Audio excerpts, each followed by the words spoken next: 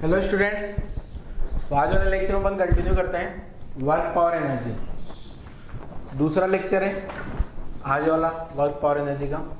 First lecture में मैं constant force का वर्क डन की कैलकुलेशन आपको समझा चुका हूं बच्चों, ठीक है। Work done by constant force जो अपन लिखते हैं F S cos theta. F magnitude of force, S magnitude of displacement and cos theta में जो थीटा है वो है angle between force and displacement, ठीक है। और मैं आपको यहाँ तक की कहानी एक्सप्लेन कर चुका था। Work can be positive negative zero, ये सबसे मैं लास्ट में आपको एक्सप्लेन किया था, ठीक है बच्चों, ठीक है। फिर अपन एक न्यूमेरिकल भी किए थे उसके बाद, मीन्स कोई खास न्यूमेरिकल नहीं थे, एकदम न्यूमेरिकल आसान से। फिर मैं वो कंपोनेंट वाला एक्सप्लेन किया था आपको, F into S cos theta या F cos theta into S, इतनी कहानी में समझा चुका था, ठीक है। चलो आगे बढ़ते हैं। अब अगर मान लो बच्चे कि अगर एक ही ब्लॉक पे, सिंगल ब्लॉक पे खूब सारे फोर्सेस लग रहे हो, ठीक है। एक ब्लॉक है, जैसे मैंने आपको याद हो तो पिछली क्लास में क्वेश्चन कराया था, उस ब्लॉक पे रस्सी का टेंशन भी था, ग्रेविटी भी था, फ्रिक्शन भी था, बहुत सारे फोर्स थे, 3 फोर्स थे अगर आपने ध्यान से देखा हो। लास्ट लेक्चर में मैंने क्वेश्चन कराया था और वो अपना क्वेश्चन में क्या था, एक बॉक्स था ऐसा और उस बॉक्स को मैं रस्सी बांध के खींच रहा था, उसमें टेंशन आ गया था रस्सी का टेंशन के साथ फ्रिक्शन था, फ्रिक्शन के साथ ग्रेविटी था, ठीक है। मीन्स ऐसे अगर ज़्यादा फोर्स आ जाए तो ऐसी सिचुएशन में क्या करना था, सबका अलग अलग वर्क डन निकाला था अपन ने, ठीक है। अगर मान लो मुझे ब्लॉक पे टोटल वर्क डन निकालना है तो ऐसी सिचुएशन में क्या करना होगा, तो हेडिंग लगा रहा हूँ वर्क डन, हेडिंग लिख रहा हूँ, देखो क्या है, work done by multiple forces on block, ठीक है। तो लिख देता हूँ work done on block, heading लिख रहे हैं अपन क्या, work done on block by multiple forces,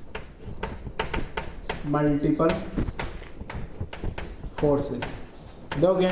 जैसे मान लो एक ब्लॉक है और ये जो ब्लॉक पे एक फोर्स इधर लग रहा है, इसको नाम दे दिया F1 वेक्टर, एक फोर्स इधर लग रहा है F2 वेक्टर, एक इधर लग रहा है F3, F4, ऐसे खूब सारे फोर्स लग रहे हैं इस पर, ठीक है ना, ये ब्लॉक पे। और ये आपको टॉप व्यू दिखाया गया है, ठीक है।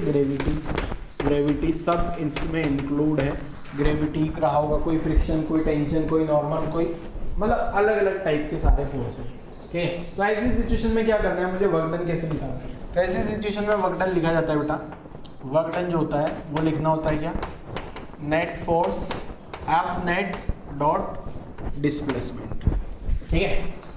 डिस्प्लेसमेंट तो सभी फोर्स के लिए सेम ही रहेगा ना। मान लो ये ब्लॉक उठ के यहाँ से यहाँ पे आ गया, यहाँ पे आ गया, ये हो गया अपना डिस्प्लेसमेंट, यहाँ से यहाँ तक जो है ये डिस्प्लेसमेंट हो गया। और इस डिस्प्लेसमेंट को मैं अलग कलर से इंडिकेट कर देता हूँ, मान लो सेंटर टू सेंटर ये आ गया अपना डिस्प्लेसमेंट, ठीक है। अगर ये ब्लॉक यहाँ आ गया ना, एक अंदाज से अगर मैं बताऊं बच्चों, ये F2 का वर्क डन पॉजिटिव रहा होगा क्योंकि F2 फोर्स और डिस्प्लेसमेंट के बीच में एंगल जो है 0 और 90 के बीच में।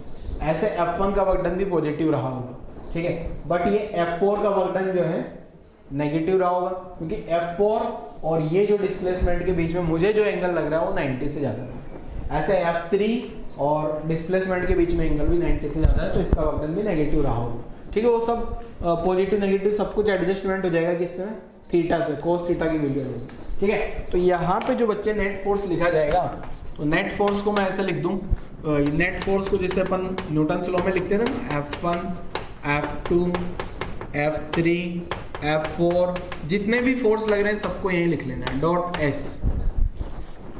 अभी जो डॉट प्रोडक्ट आपको पता है यहाँ अंदर मल्टीप्लाई हो जाएगा, तो ये आ गया F1 dot S vector plus F2 dot S vector plus F3 dot S vector plus F4 dot S vector, ठीक है। ये चारों का वर्क डन आ गया। अब ये जो फर्स्ट वाला वर्क डन आया है इसको W1 नाम दे दिया, वेक्टर नहीं लगाना है यहाँ पे।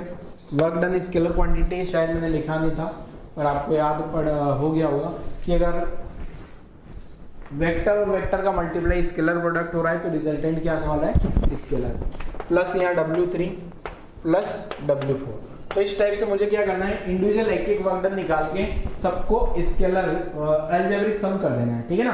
क्योंकि वेक्टर क्या है बेटा, वेक्टर जो है, वेक्टर कौन सा है, क्वांटिटी है, स्केलर क्वांटिटी है। वेक्टर क्या है, स्केलर क्वांटिटी है। तो जब भी मुझे नेट वर्क डन निकालना है ब्लॉक पे, तो मैं क्या करूंगा, सारे के सारे वर्क डन लिखूं और सबको ऐड कर दूं, सिंपल अलजेब्रिक सम कर दूं, ठीक है ना। तो यहाँ एक लाइन लिख देता हूं मैं, देखो क्या लिख रहा हूँ, देखो देखिएगा। तो ये आ गया, so the work done on the block, so the total work done, so the total work done on the block, so the total work done on the block is the sum of the individual sum of individual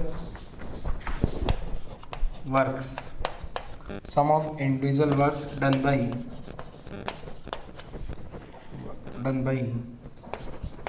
all the forces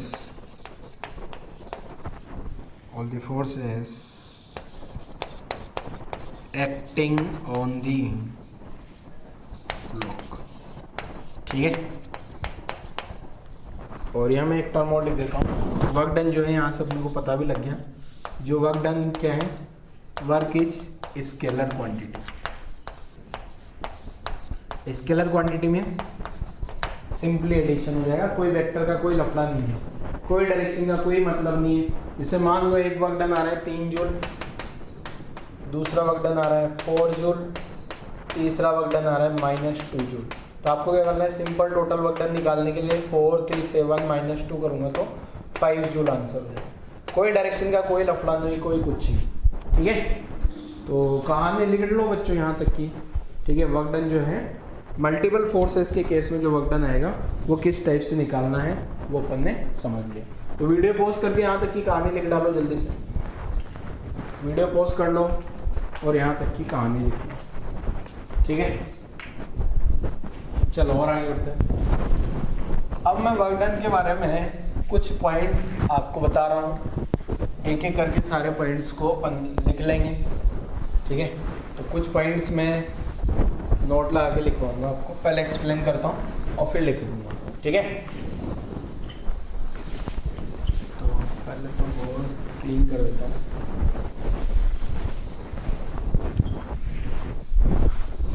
क्या है, देखो points एक एक करके समझते हैं बच्चे सारे पॉइंट, क्या क्या पॉइंट्स है अपने पास में, ठीक है।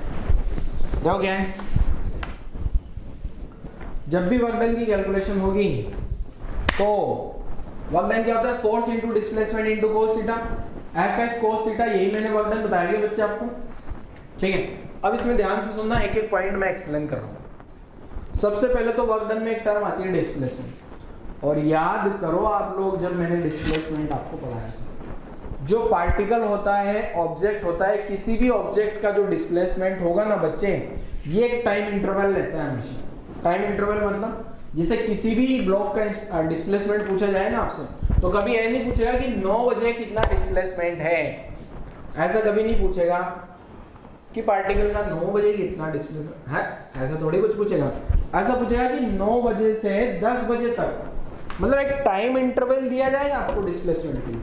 जब भी आपको डिस्प्लेसमेंट कैलकुलेट करना है तो एक टाइम इंटरवल आपको गिवन होगा कि इस टाइम इंटरवल में कितना डिस्प्लेसमेंट हुआ होगा। ऐसे सेम डिस्टेंस, जब मैं भी डिस्टेंस भी निकालता था, क्या मैं ऐसा बोलता 12 बजे कितना डिस्टेंस होगा, अरे वो 12 बजे पोजीशन निकाली जा सकती है। 12 बजे पोजीशन क्या होगी पार्टिकल की या ऑब्जेक्ट की या ब्लॉक की पोजीशन क्या होगी 12, बट 12 बजे डिस्प्लेसमेंट होगा, ये मीनिंगलेस टर्म, ठीक है। अगर उसको डिस्प्लेसमेंट डिस्टेंस चाहिए तो एक पर्टिकुलर टाइम इंटरवल देना होगा, 12:02 से लगा के 12:25 तक, 12:02 से 12:25 तक कितना डिस्प्लेसमेंट हुआ, ये एक टाइम इंटरवल है, ठीक है। तो वर्क डन भी सेम, वर्क डन एक टाइम इंटरवल में डिफाइन है बच्चे। वर्क डन किस में डिफाइन है, टाइम इंटरवल में।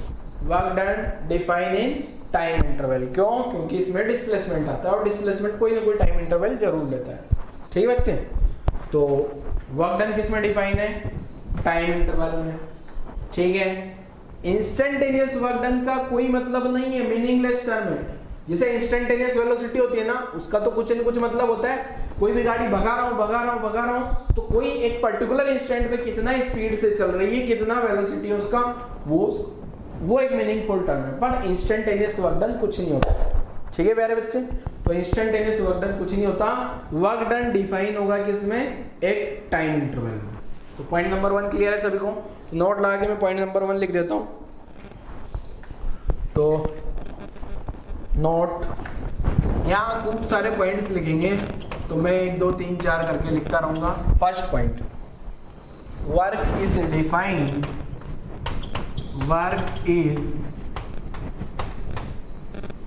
Defined for N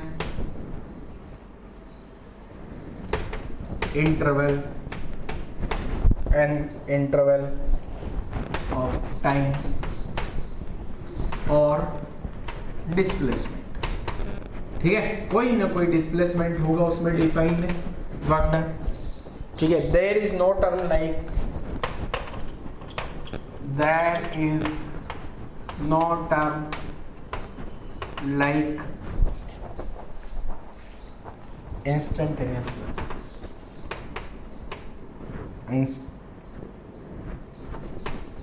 instantaneous work. ठीक है, इंस्टेंटेनियस वर्क की कोई नाम, इंस्टेंटेनियस वर्क नाम की कोई चीज नहीं होती। जैसा है similar to instantaneous, similar to instantaneous velocity. ठीक है, जैसा इंस्टेंटेनियस वेलोसिटी होता ना, ऐसे इंस्टेंटेनियस वर्क नाम का कोई टर्म नहीं। वर्क डन है मीन्स कोई ना कोई एक टाइम इंटरवल में डिफाइन है। क्लियर है बच्चे? ठीक है, कोई दिक्कत नहीं है।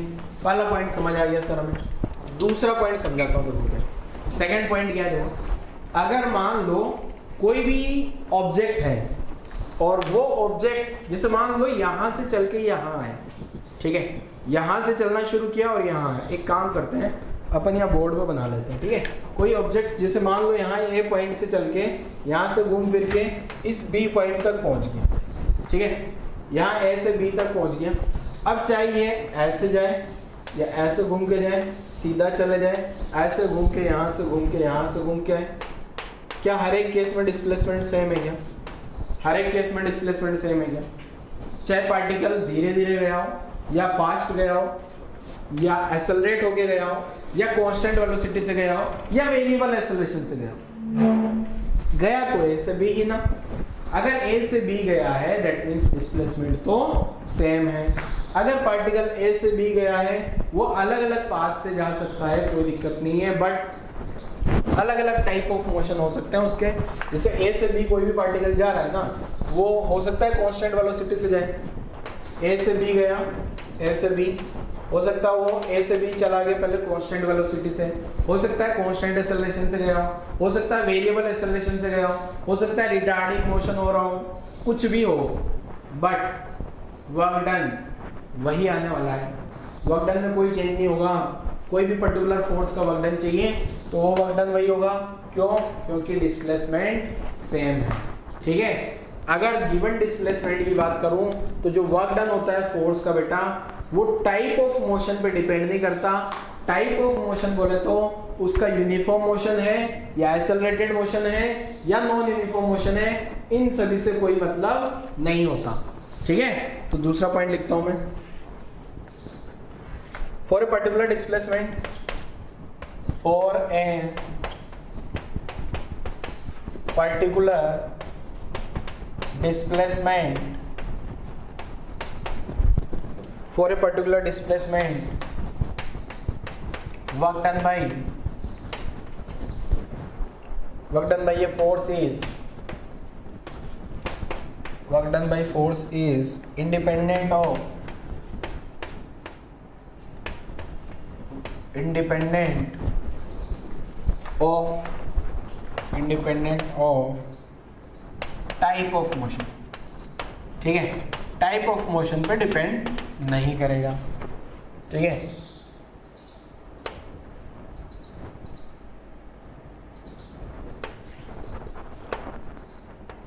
whether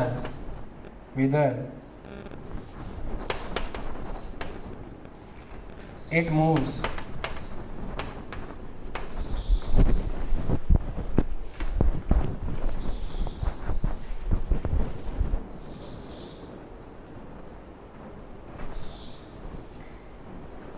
कहाँ गया, whether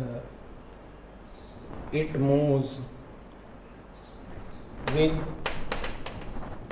constant velocity constant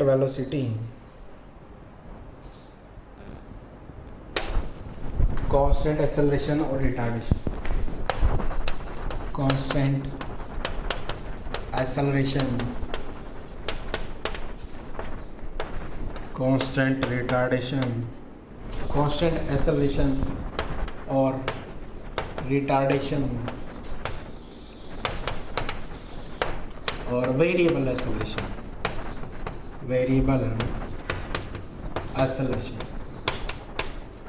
etc, ठीक है। कुल मिला के ये बोलना चाह रहा हूं, अगर पर्टिकुलर डिस्प्लेसमेंट है, यहां से यहां जा रहा है, तो पार्टिकल धीरे धीरे जाए या तेजी से जाए या कुछ भी स्पीड बढ़ाते घटाते, कैसा भी मोशन हो उसका, बट वर्क डन वही आएगा, ठीक है। तो मैं लिखा है for a particular displacement work done by force is independent of type of motion. Type of motion means constant velocity, constant acceleration, constant retardation, variable acceleration, variable सब कुछ, ठीक है। तो थर्ड वाला पॉइंट आपको समझ आ गया हो, सॉरी सेकंड वाला पॉइंट। अब थर्ड पॉइंट पे आते हैं। अगेन थर्ड पॉइंट क्या है, फॉर ए पर्टिकुलर डिस्प्लेसमेंट, अगर पार्टिकल यहां से यहां जा रहा है, अब ऑब्वियसली अगर धीरे धीरे जाएगा, कछुए की चाल से धीरे धीरे स्लोली जाएगा, तो ऑब्वियसली उसको टाइम ज्यादा लगेगा। अगर वो एक्सेलरेट होके जाएगा तो कम टाइम में चला जाएगा। बट मुझे कोई मतलब नहीं है, बस डिस्प्लेसमेंट, अगर पार्टिकल का डिस्प्लेसमेंट वही है तो वर्क डन वही होगा।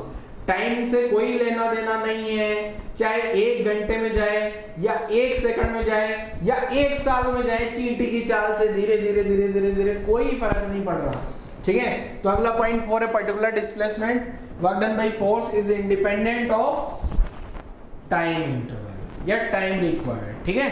तो अगला पॉइंट लिख देता हूं मैं, ध्यान से देखिएगा। Point number 3,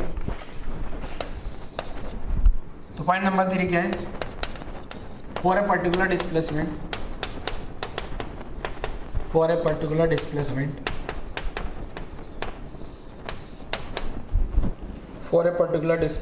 work is independent of time,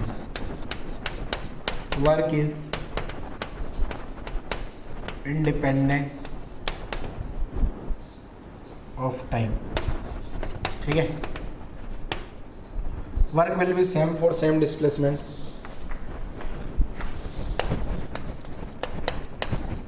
work will be same for same displacement,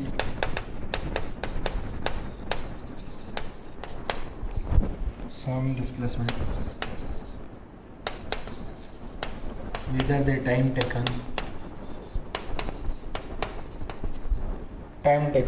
is small or large, means धीरे धीरे चले, फास्ट चलेगा, धीरे चलेगा तो टाइम कम लगे, धीरे चलेगा तो टाइम ज़्यादा लगेगा, फास्ट चलेगा तो टाइम, पर इन सबसे कोई मतलब नहीं, वर्क डन तो वही होने वाला है क्योंकि डिस्प्लेसमेंट फिक्स है, ठीक है। ऐसे ही क्लियर है। नेक्स्ट वाला पॉइंट देखो क्या है, नेक्स्ट वाला पॉइंट ये है, for a particular displacement,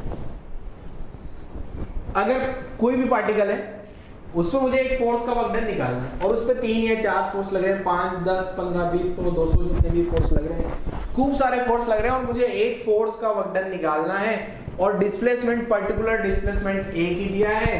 for a particular displacement तो जो वर्क डन होगा, कोई एक फोर्स का जो वर्क डन होगा, वो रिमेनिंग फोर्स कुछ भी हो जाए उन सबसे उस पर कोई फर्क नहीं पड़ने वाला है। ठीक है, तो अगला वाला लाइन लिख देता हूं मैं। Next line number 4, fourth line देखोगे, 4 है पर्टिकुलर डिस्प्लेसमेंट, 4 है पर्टिकुलर, 4 है particular displacement.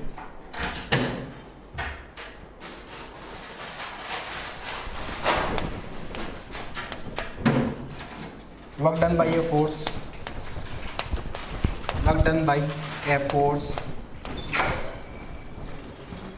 for a particular work done by force is independent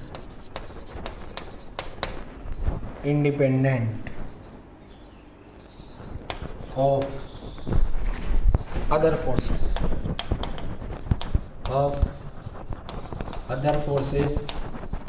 when several forces act,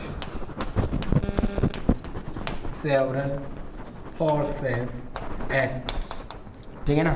means ज़्यादा फोर्स लग रहे होंगे तो जो दूसरे वाले फोर्स है उससे कोई मतलब नहीं है, पर पर्टिकुलर डिस्प्लेसमेंट एक फिक्स होना चाहिए। ठीक है, तो ये 4 पॉइंट लिखो आप लोग। फिर नेक्स्ट वाले पॉइंट पे आ जाते हैं। 4 पॉइंट तो हो गए, 5th वाला पॉइंट देखते हैं जरा क्या है। ठीक है, 5th वाला पॉइंट, 6, 7 पॉइंट, सारे पॉइंट समझ लेते हैं। 4 पॉइंट लिख लो पहले अच्छे से, वीडियो पॉज करके लिख लो सारे के सारे पॉइंट्स।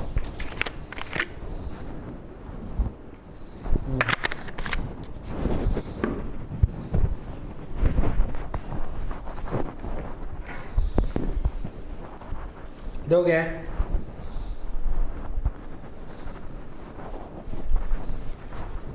इसको रब करते हैं, आपने लिख ही लिया होगा। नेक्स्ट पॉइंट समझते हैं जरा, point number 5।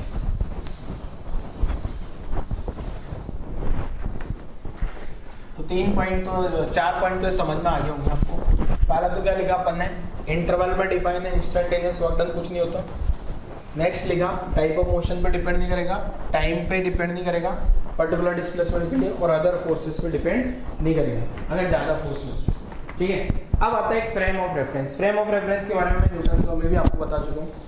Frame of reference frame बदलने पे पार्टिकल का डिस्प्लेसमेंट वही बदल जाता है। ठीक है, मान लो मेरे को एक कोई भी ऑब्जेक्ट है उसका डिस्प्लेसमेंट देखना है। जैसे मान लो ये बोतल है, पानी की बोतल आ गई, जिससे मैंने अभी पानी पिया था, ये पानी की बोतल आ गई। मैं खड़ा हूँ, मेरे और बोतल के बीच का डिस्प्लेसमेंट हमेशा फिक्स है, मेरे और बोतल के बीच का डिस्टेंस हमेशा फिक्स है। पर अगर मान लो यहीं पे एक गाड़ी से कोई ऑब्जर्वर जा रहा है, वो गाड़ी से जो ऑब्जर्वर जा रहा है ना, उसके रेस्पेक्ट में इस बोतल का डिस्प्लेसमेंट अलग होगा, क्योंकि उसके रेस्पेक्ट में ये जो बोतल है, उस आदमी और बोतल के बीच का डिस्टेंस पहले अलग था। जैसे वो आगे जाएगा उसका और बोतल के बीच का डिस्टेंस बदल जाएगा। दैट मीन्स यही एक सिंगल बोतल का डिस्प्लेसमेंट मेरे रेस्पेक्ट में अलग है और वो आदमी जो गाड़ी पे चल रहा है उसके रेस्पेक्ट में अलग है। मीन्स डिस्प्लेसमेंट डिपेंड करता है फ्रेम ऑफ रेफरेंस पे। अगर डिस्प्लेसमेंट फ्रेम ऑफ रेफरेंस पे डिपेंड कर रहा है, दैट मीन्स वर्क डन भी फ्रेम ऑफ रेफरेंस पे डिपेंड करेगा। ठीक है, बट फोर्स जो है वो फ्रेम ऑफ रेफरेंस पे डिपेंड नहीं करता। अगर ये 1 kg की बोतल है तो इसमें 10 न्यूटन का फोर्स लग रहा होगा ग्रेविटी का, चाहे मैं देखूं चाहे वो बाइक पे भागता हुआ इंसान ऑब्जर्वर देखे तो भी इस पे 10 न्यूटन का ग्रेविटी का फोर्स लग रहा होगा। बट दोनों के रेस्पेक्ट में डिस्प्लेसमेंट अलग अलग आएगा और डिस्प्लेसमेंट बदल गया तो वर्क डन भी बदल जाएगा बच्चे। ठीक है, पॉइंट नंबर 5 लिख देता हूँ। पॉइंट नंबर 5 देखोगे, 5th point, a force is independent. Force is independent from reference frame,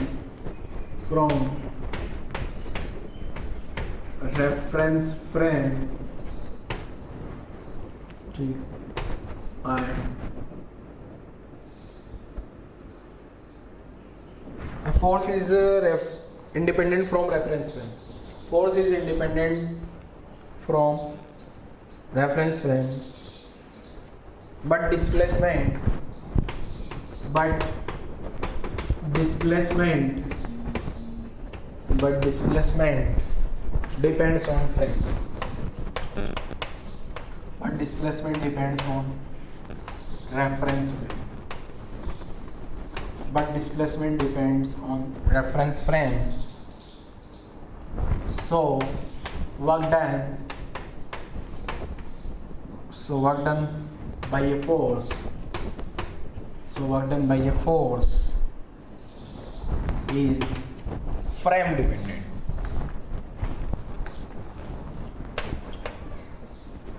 frame dependent, ठीक है। वर्क डन जो होगा वो फ्रेम पे डिपेंड करेगा।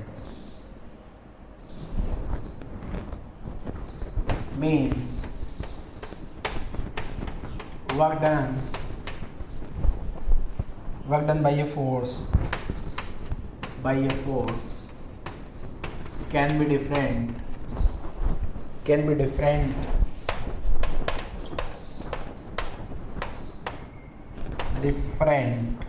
in different frame, ठीक है। तो जब रेफरेंस फ्रेम, तो बेटा ये हो गया क्या, वर्क डन जब भी कैलकुलेट करना होगा तो आपको फ्रेम का इंफॉर्मेशन होगा। कुछ नहीं बोला जाता तो अपन ग्राउंड को फ्रेम मान के आंसर निकालना, ठीक है। क्लियर है यहां तक की कहानी। तो ये पॉइंट नंबर 5 हो गया। अब ये जो वर्क डन होता है ना बेटा, पॉइंट नंबर 6, ये कोई भी पार्टिकल पे या ब्लॉक पे या ऑब्जेक्ट पे जब भी वर्क डन होगा तो वो जो वर्क डन है ना उस पार्टिकल की काइनेटिक एनर्जी को बढ़ा सकता है, घटा भी सकता है। वो डिपेंड करेगा वर्क डन कैसे होगा, ठीक है ना। क्लियर है। तो लिख देता हूँ मैं, इफेक्ट ऑफ वर्क डन जो आएगा ना वो पार्टिकल की काइनेटिक एनर्जी को चेंज कर देता है, बढ़ा भी सकता है घटा भी सकता है। जैसे मान लो यहाँ पे, सुनना ध्यान से, ये चौक है, ऊपर फेंकी नीचे आ गई, जैसे जैसे ऊपर जा रही है इसका स्पीड कम हो रहा है, जो ऊपर का स्पीड कम हुआ, स्पीड कम कम कम कम कम, जीरो। क्यों हो रहा है? ग्रेविटी के वर्क के कारण। जैसे नीचे आते हैं स्पीड बढ़ती है, काइनेटिक एनर्जी बढ़ती है, क्यों? ग्रेविटी के कारण। ये सब खेल ग्रेविटी का है। अभी आगे धीरे धीरे और समझ आ जाएगी चीजें, ठीक है ना। तो पॉइंट नंबर 6 लिख रहा हूँ क्या, इफेक्ट ऑफ वर्क,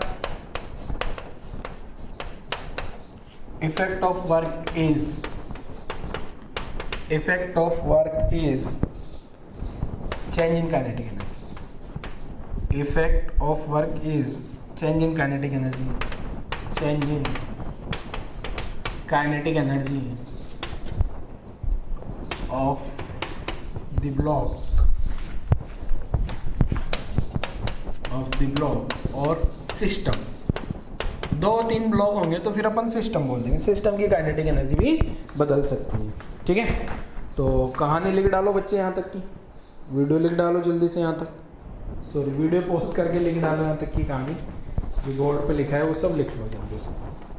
चलो लिख लिया, आगे बढ़ते हैं।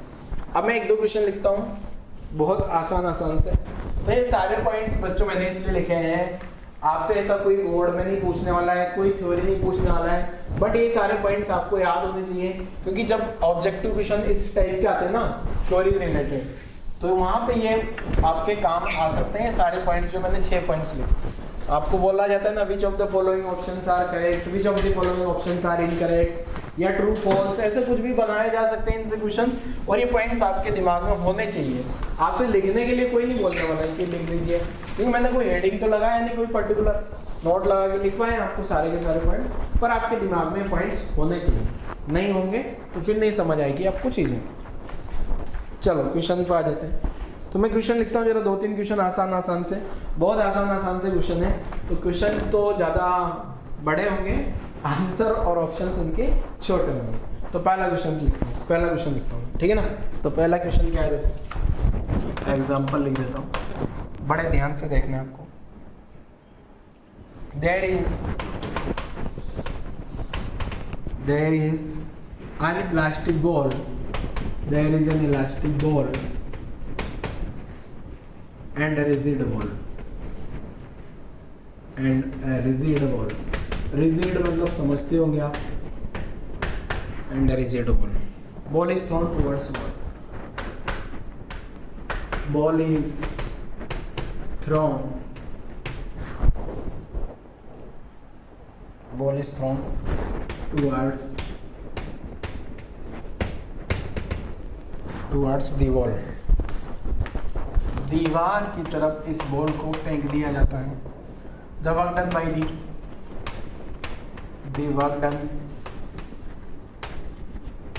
By the normal reaction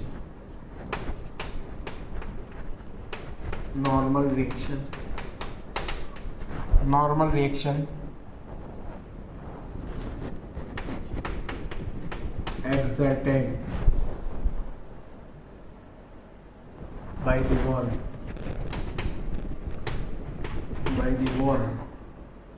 on the ball is, चार ऑप्शन भी दे रहा हूँ। पहली बार इस टाइप का क्वेश्चन आया आपकी जिंदगी में, क्लास वाले लेक्चर में, डीपीपी में भी, और वहाँ तो आते ही रहते हैं एग्जामिनेशन। पॉजिटिव, बी नेगेटिव, सी 0, डी नन। चलो सॉल्व करो जरा, जो भी आंसर है टिक करो, और सपोर्ट में कुछ न कुछ एक्सप्लेनेशन जरूर लिखना, ठीक है। सपोर्ट में कुछ न कुछ लॉजिक या ऐसा कुछ जरूर लिखना, ठीक है ना। चलो सॉल्व करो, जल्दी सॉल्व करो प्यारे बच्चे, चलो सॉल्व कर दें। आप वीडियो पॉज करके भी सॉल्व कर सकते हो। क्वेश्चन क्या है देखो, बॉल सभी लोगों ने देखी होगी आई थी, बॉल बता दें आपको। हाँ, इसका डब्बे का बॉल बता दें। ये बॉल आ गई, इलास्टिक बॉल मान लेना, ये आ गई आपके सामने बॉल, दीवार आ गई आपके सामने, ये दीवार पे मारा मैंने टक, दीवार पे मारा टक, ठीक है। तो ये बॉल जो है दीवार से टकरा रही है, और यहाँ बीच में नॉर्मल रिएक्शन आया होगा। अरे उस बॉल पे दीवार ने नॉर्मल रिएक्शन लगाया है, दीवार बोर्ड कुछ फर्क नहीं पड़ रहा, ठीक है ना। तो बॉल पे क्या हुआ बेटा, नॉर्मल रिएक्शन आया है, और वही नॉर्मल रिएक्शन के कारण ये जो बॉल बेचारी उधर जा रही थी, टकरा के इधर आ गई, तो वो नॉर्मल रिएक्शन जो लगा होगा, उस नॉर्मल रिएक्शन फोर्स का वर्क डन बताना है इस बॉल पे कितना हुआ होगा, दीवार ने जो लगाया। तो work done by normal reaction exerted by the wall on the ball is positive, negative, 0 and none. ये चार ऑप्शन आपके पास में है, लगाओ तुक्का, बिठाओ तुक्का, क्या आंसर होगा, ठीक है। चलो तो आंसर आपको समझ आया होगा, पता नहीं मुझे आप लोगों ने क्या लगाया, ठीक है। तो मैं बता देता हूँ, देखो जो ये बॉल है, इस बॉल को मैंने यहाँ पे फेंका और एक इंस्टेंट के लिए यहाँ टक्कर हुई और वापस आ गई, मतलब जो नॉर्मल रिएक्शन फोर्स लगा है ना इस पे, वो एक इंस्टेंट के लिए लगा है, माइक्रो सेकंड के लिए, मिली सेकंड के लिए, ऐसा तो नहीं लगातार इस पे लग रहा है। जैसे इस बॉल को मैं नीचे गिराता हूँ, 1 kg की बॉल मान लेते हैं सपोज, ये अपने पास 1 kg या आधे kg की जो भी बॉल है, उस पर ग्रेविटी लगातार नीचे लगता रहता है ना, नीचे लगता रहता है, तो उस ग्रेविटी का कुछ न कुछ वर्क डन होगा। बट ये नॉर्मल रिएक्शन फोर्स एक इंस्टेंट पे लगा है, और जिस इंस्टेंट पे नॉर्मल फोर्स लगा है उस इंस्टेंट पे कोई डिस्प्लेसमेंट नहीं हुआ, और फिर नॉर्मल वापस हट गया। तो जिस इंस्टेंट पे नॉर्मल रिएक्शन फोर्स लगा उस पे कोई डिस्प्लेसमेंट नहीं हुआ, तो आंसर होता है इसका 0। समझ नहीं आया सर? पता है मुझे नहीं समझ आता है, पहली बार में समझ नहीं आता, अगर आप ध्यान से नहीं पढ़ोगे, ध्यान से नहीं समझोगे। पॉइंट नंबर 1 आपको याद है? पॉइंट नंबर 1 याद है? अरे जब भी अपन कोई भी फोर्स का वर्क डन निकालते हैं बेटा, तो एक टाइम इंटरवल में डिफाइन होता है, और जो टाइम इंटरवल में होता है ना, जैसे मैंने ग्रेविटी का वर्क डन निकाला था इस ब्लॉक पे, तो ये ब्लॉक लगातार नीचे, इस पे ग्रेविटी काम कर रही है, लगातार काम कर रही है ग्रेविटी। बट यहाँ क्या हुआ, जो वो बॉल दीवार पे टकराई, और दीवार पे टकराई, एक इंस्टेंट के लिए उस पर फोर्स लगा, फिर फोर्स लगना बंद हो गया। अब एक इंस्टेंट के लिए फोर्स लगा है तो इंस्टेंटेनियस वर्क डन तो होता नहीं है, कुछ इंटरवल होना चाहिए, कुछ न कुछ डिस्प्लेसमेंट, बॉल टकरा के इधर तो आ रही है, बट वो टकराने के बाद एक इंस्टेंट में फोर्स लगा, फिर चेंज हो गया, ठीक है ना। तो इसका आंसर होता है बच्चे 0, ठीक है। अब अगर लिखना चाहूं मैं, तो जो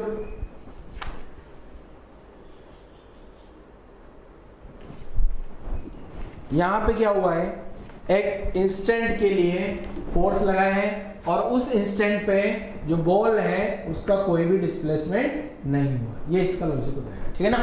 चलो ऐसे एक और क्वेश्चन लिखता हूं मैं, एक और क्वेश्चन, ठीक है, सेम पैटर्न का। क्या है देखो आंसर, क्वेश्चन लिखता हूं पहले। वर्क डन, ध्यान से समझना बच्चे, work done by the normal reaction, work done by the normal reaction when a person climbs up the stairs,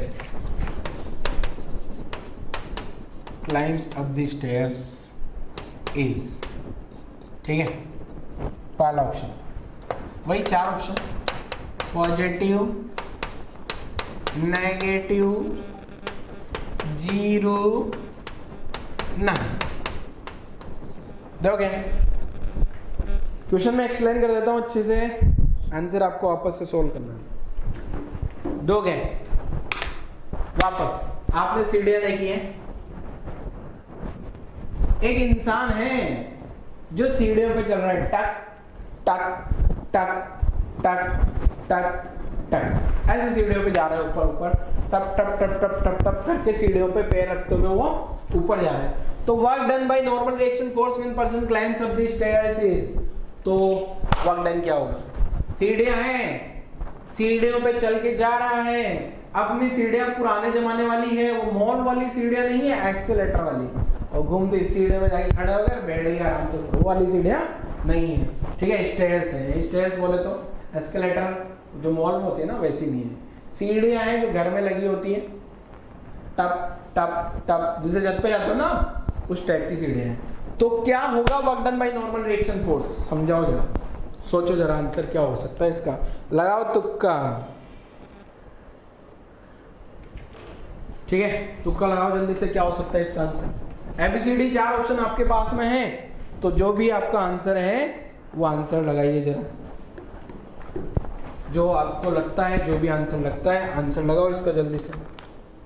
क्या है देखो इसका आंसर बता देते हैं, देखोगे वापस से ध्यान से सुनना बेटा। मान लो जो सीढ़ियां हैं, ये आपका सीढ़ी वाला पार्ट आ गया, ठीक है, ठीक है, ये सीढ़ी वाला पार्ट आ गया। अब मैंने यहाँ पैर रखा, क्या मैंने जिस इंस्टेंट पे पैर रखा, क्या वो नॉर्मल ने मुझे ऊपर धक्का दिया है, मैं मेरे इंटरनल फोर्सेस के कारण चल के ऊपर जा रहा हूँ।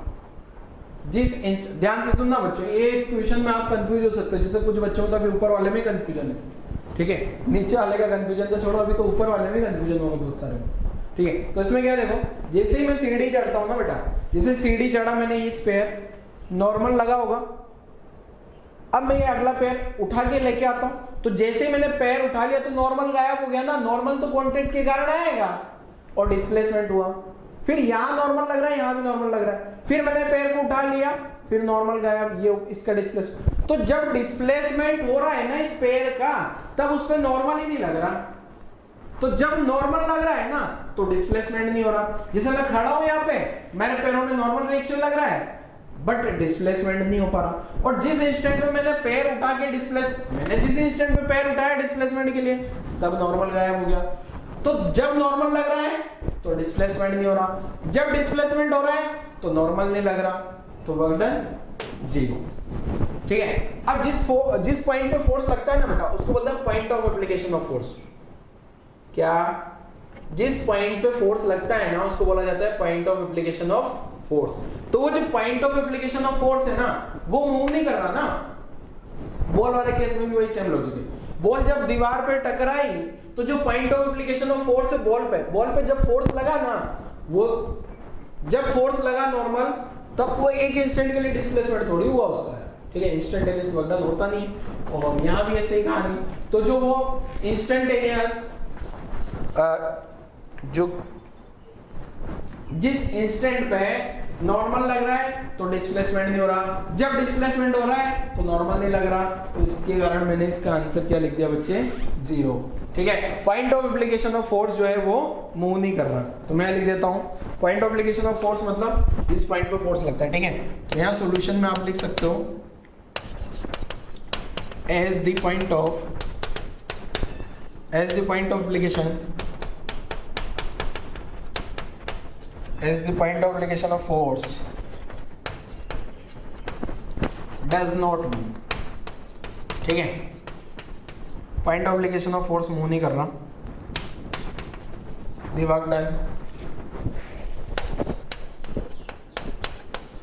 work done by normal reaction is 0. ठीक है, अगला क्वेश्चन सेम पैटर्न का। अगला क्वेश्चन में फिल इन द ब्लैंक्स है। क्या देखो, वर्क डन बाई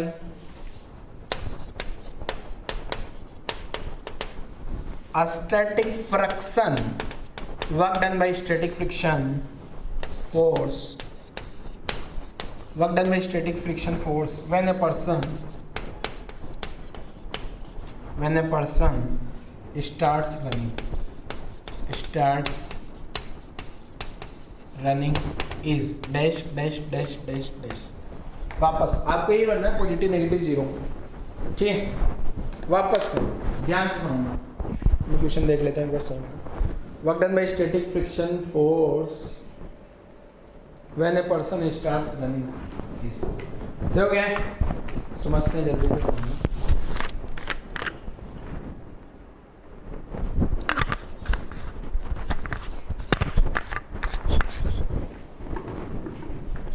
चलो सोचो, जल्दी सोचो, खुद से सोचो पहले। वही 4 ऑप्शन है ऊपर वाले, फिल इन द ब्लैंक्स है वैसे तो फिल इन द ब्लैंक्स में पॉजिटिव नेगेटिव जीरो, यही ऑप्शन है। ठीक है, तो आपको सेम आप लोगों ने अगर सोच लिया तो मैं आंसर बताता हूँ। देखो बेटा, जब अपन भागते हैं, आप लोग सब लोग भागे तो जरूर होंगे ग्राउंड में या कहीं पे भी, तो क्या करते हो आप लोग? टक टक टक टक टक टक ऐसे भागते हो क्या?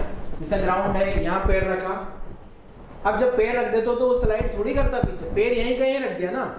फिर जब आप इस दूसरा पैर को भागते हो तो दूसरे पैर को उठा लेते हो, तो आपने पैर तो उठा लिया, तो पैर जैसे ही ग्राउंड से टच हट गया, ग्राउंड से कांटेक्ट हट गया, मतलब उसमें फ्रिक्शन नहीं है।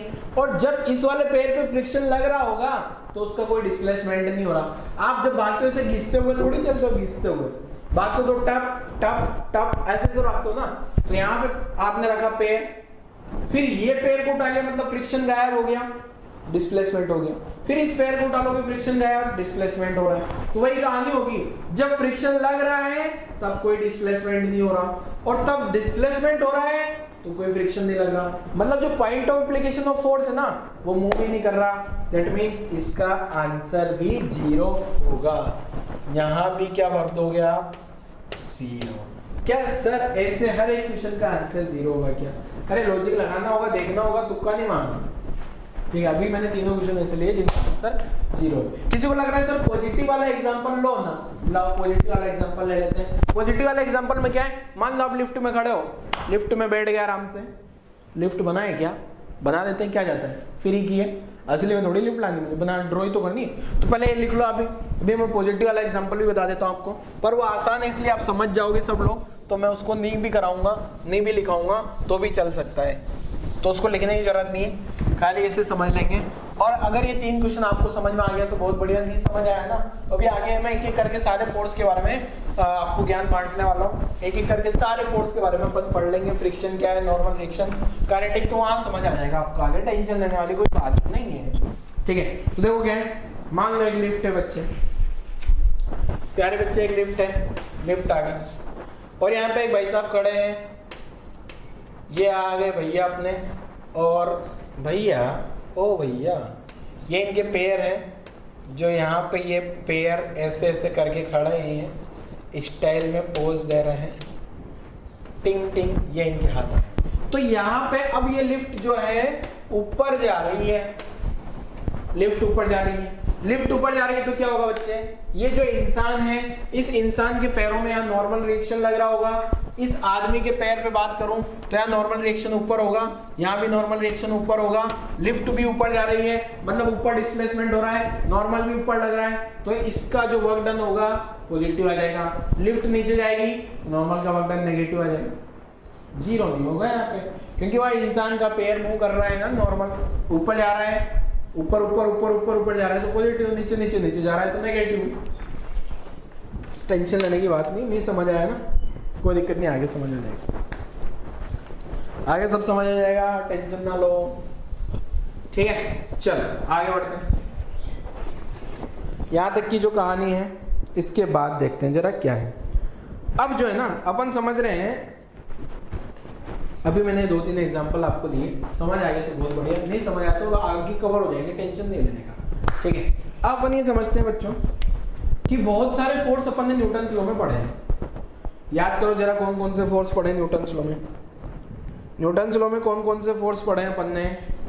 Gravity, friction, normal, tension, spring, इतने सारे तो पढ़ लिए ना। अब यही फोर्सेस को मैं एक एक करके आपके सामने पेश करता हूं। ठीक है, मींस अपन क्या कर रहे हैं, एक एक करके सारे फोर्सेस का वर्क डन निकाल लेते हैं। तो हेडिंग लिखता हूं मैं क्या, work done by various forces, अलग अलग सारे फोर्स के मैं वर्क डन निकाल लेता हूं। पहला फोर्स आ रहा है अपने पास में, सबसे फर्स्ट आसान ग्रेविटी। अच्छा मैं वर्क डन जो है ना, चलो पूरा ही लिख देता हूँ, वैसे मैं W लिखूंगा आगे वर्क डन को W लिख दूंगा, W by work done by gravitational force,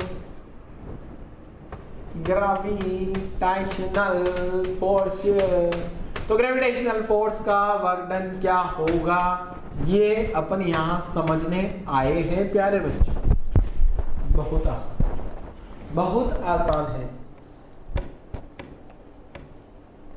वैसे तो बताना नहीं चाहिए,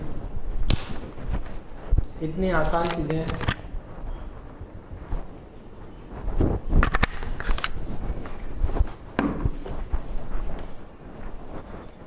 इतनी आसान चीजें मुझे बताने को अच्छा नहीं लग रहा है, क्यों बताऊं, मतलब मजा नहीं आ रहा है, इसलिए आसान सी चीजें आपको बतानी पड़ रही है, बट क्या करें, मजबूरन बताना पड़ेगा, क्योंकि आप लोग खुद से तो करोगे नहीं, मुझे बताना पड़ेगा। बता देते हैं, चलिए कोई बात नहीं, प्यारे बच्चों को बता देते हैं। तो सबसे पहला हेडिंग लगाया मैंने, work done by various force. अब अपन एक एक करके सारे फोर्स को देखेंगे, पहले ग्रेविटी, फिर नॉर्मल, फिर टेंशन, फिर फ्रिक्शन, फिर स्प्रिंग फोर्स, ऐसे कर करके एक एक करके सबको एक एक करके निपटाएंगे सबको। ठीक है ना, तो सबसे पहले लेके आए आपके सामने, तो ग्रेविटेशनल फोर्स का वर्क डन क्या होगा, देखो बच्चे, तो work done by gravitational force क्या होने वाला है, लिख लेते हैं जरा इसको। तो अब ये देखते हैं कि ग्रेविटेशनल फोर्स लगता कितना है, m इंटू जी, क्या लगता है बेटा, mg। तो वर्क डन कितना आ जाएगा, फोर्स इंटू डिस्प्लेसमेंट, तो फोर्स तो mg हो गया, force into displacement into cos theta. ठीक है ना, जिससे मान लो एक बिल्डिंग है, क्वेश्चन के थ्रू समझते हैं, जरा एक एग्जांपल के थ्रू समझते हैं, अभी लिखना नहीं है आपको, कुछ भी नहीं लिखना, जो भी बोर्ड पे लिखा है, मेरी बातों को बहुत ध्यान से सुनना है। दोगे, ये आ गया अपने पास ग्राउंड आ गया, डैश डैश डैश, ये आ गया अपने पास बिल्डिंग। एग्जांपल, मान लो यहां एक बॉल है और इस बॉल का मास m है, बॉल का मास m है, और ये टावर का जो हाइट है वो h है। ठीक है, क्लियर है। अब ये जो बॉल को यहां से रिलीज कर देता हूं, बॉल को रिलीज करने पे सबको पता है बॉल नीचे जाएगी, सबको पता है क्या बॉल नीचे जाएगी। ठीक है, सबको ये पता है बॉल किधर जाने वाली है, नीचे।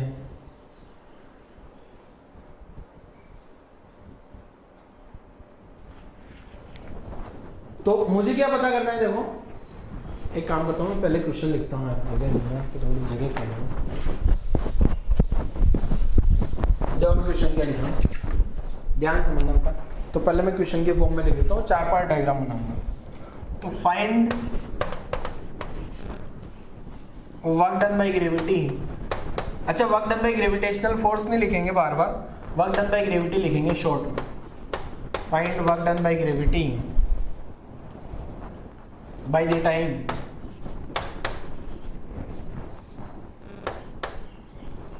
Bye the time the ball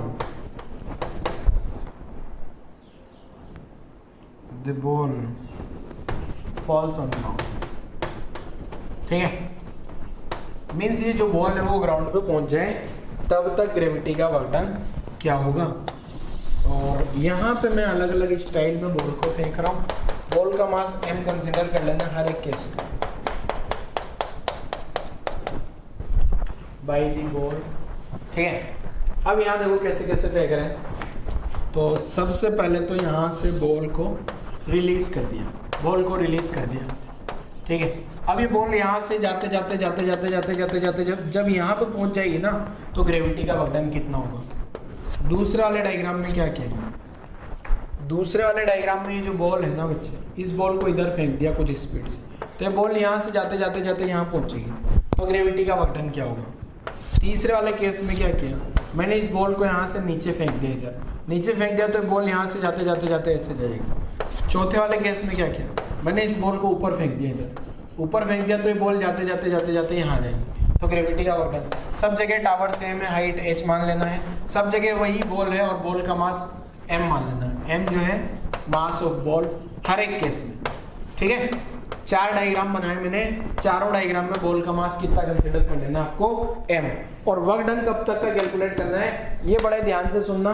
अब सुनने का टाइम आ गया है। जिसको लगता है नहीं सर हम लोग खुद से कर लेंगे, कर लो, क्या दिक्कत है, कुछ नहीं, कर लो, वीडियो पॉज करो, सोल्व करो, 2 मिनट का टाइम है।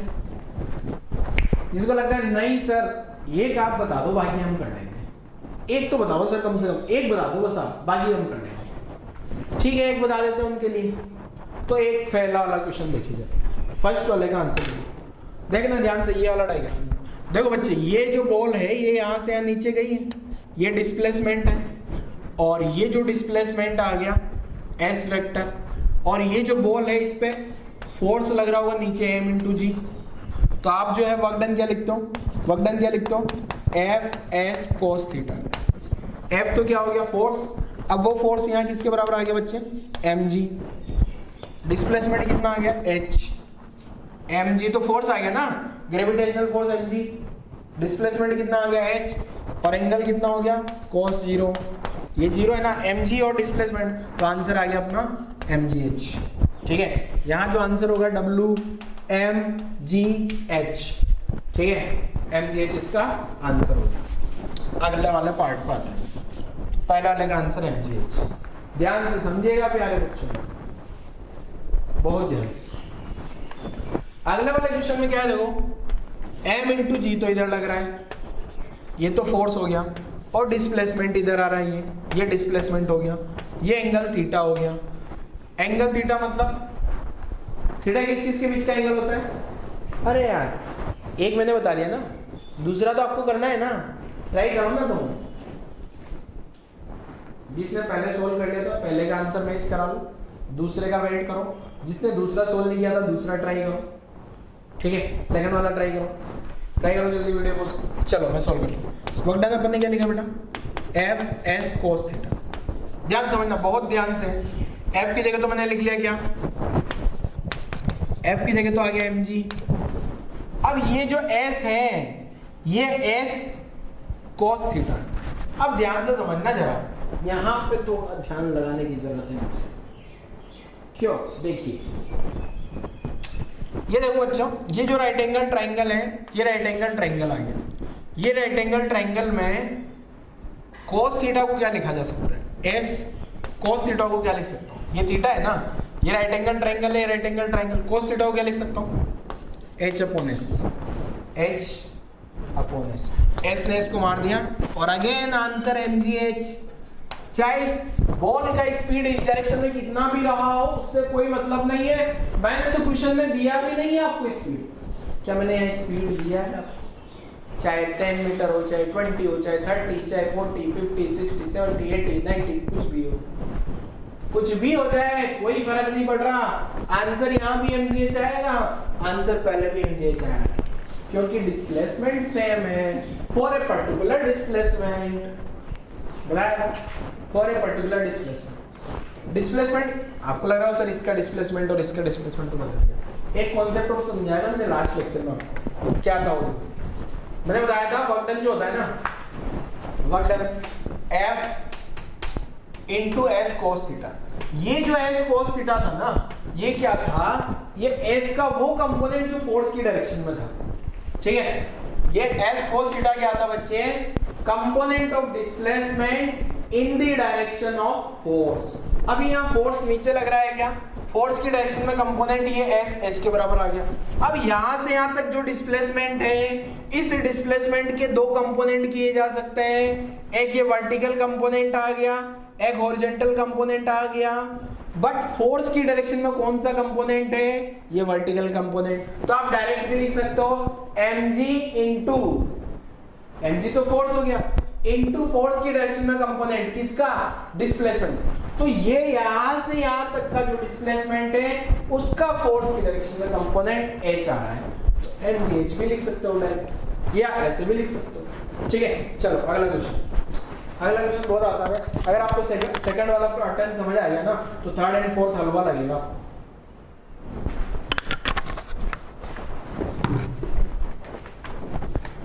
थर्ड में क्या देखो बेटा, mg तो नीचे लग रहा है, ये डिस्प्लेसमेंट हो गया, डिस्प्लेसमेंट, ये एंगल अगेन थीटा हो गया। तो यही कहानी, work done F S cos theta, work done mg। अब ये एस कोस थीटा को h लिखा जा सकता है। आप देखो जरा, ये एस कोस थीटा को h लिखा जा सकता है, या फिर अगर आपको ऐसे लिखना है h बाई एस, तो ऐसे भी mgh ही आंसर आएगा, mgh। या फिर आप s कोस थीटा को डायरेक्ट h लिख सकते हो। ऐसे इसका आंसर भी ये s वेक्टर आ गया, ये mg आ गया, ये एंगल थीटा हो गया। यहाँ भी वर्क डन क्या लिख दूंगा मैं? अब डायरेक्ट लिख रहा हूँ mgh, ठीक है? जिन बच्चों को ये समझ आ गया होगा वो तो बहुत जल्दी पकड़ लिए होंगे खेल इस क्वेश्चन। जिनको नहीं समझ आया है वो, ये वाला नहीं समझ आया वो ऐसे समझ लो पूरा का। तो वर्क डन बाय ग्रेविटी क्या लिखना है? देखो बड़ा important, work done by gravity direct लिखना सिखाता हूँ बेटा। तो WG बोले तो वर्क डन बाय ग्रेविटी। तो वर्क डन बाय ग्रेविटी क्या होगा? देखो mg तो फोर्स लगता है क्या? mg तो फोर्स आ गया। अब mg फोर्स वर्टिकल डायरेक्शन में लगता है क्या? तो मैं यहाँ h जो लिख रहा हूँ ना, वर्क डन आ जाएगा mgh। वर्क डन क्या आ जाएगा? mgh। अब ये वर्क डन प्लस माइनस दोनों हो सकते हैं बेटा। ये वर्क डन या तो प्लस होगा या माइनस होगा। अभी बता देता हूँ कब प्लस होगा और कब माइनस होगा। पहले तो h समझते हैं, h क्या है?